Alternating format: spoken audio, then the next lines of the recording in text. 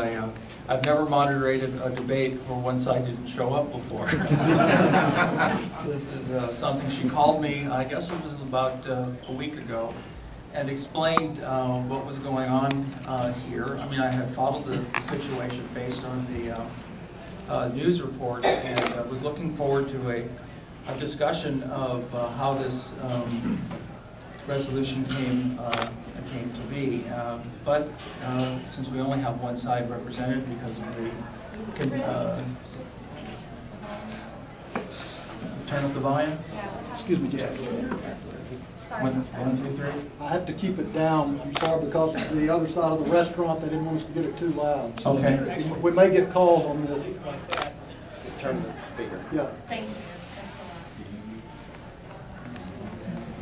Let's try it. Go ahead and try it. Yeah. Thanks a lot. Little radio joke. All right. But I'd like to take a minute of personal privilege before we get to the main event here, just to tell you a story that probably Don and I only care about. But Don and I came to North Carolina in 1995, something like that, because of Chatham County. We had dear friends who had a farm in Monley, and for those of you who've been around for a while, the old Clark farm, and we came out here and visited, and said, to heck with Arizona, it's too hot, we're coming to North Carolina. Okay, before we get started, and I'll ask Brian and Hal to give up their positions, I'd like to read to you a couple of, has everyone read the resolution? Yeah.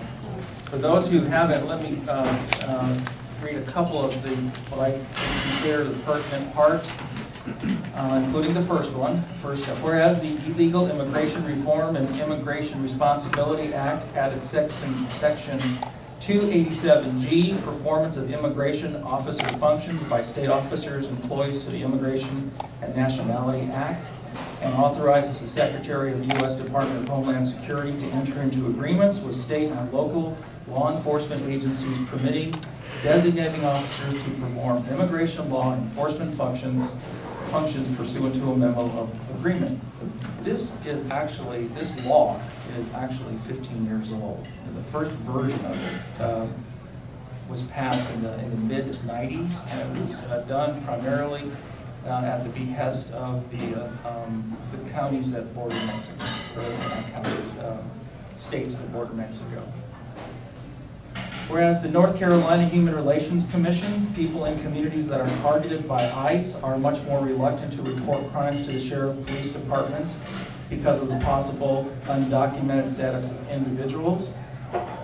And whereas Chatham County is home to a diverse population, including people of color, documented and undocumented immigrants, citizens and non-citizens whose contributions to the community are vital to its character and function, be it resolved that in continuing its belief of controlling its own destiny, while proudly preserving diverse cultural heritage, the Chatham County Board of Commissioners stands in strong opposition to any local government agency contracting with the U.S. Immigration and Customs Enforcement for the purpose of enforcing federal immigration laws. And be it further resolved that this resolution will be forwarded to all Chatham County law enforcement agencies, locally elected officials, and to our state and federal legislative delegations on behalf of the residents of Chatham County.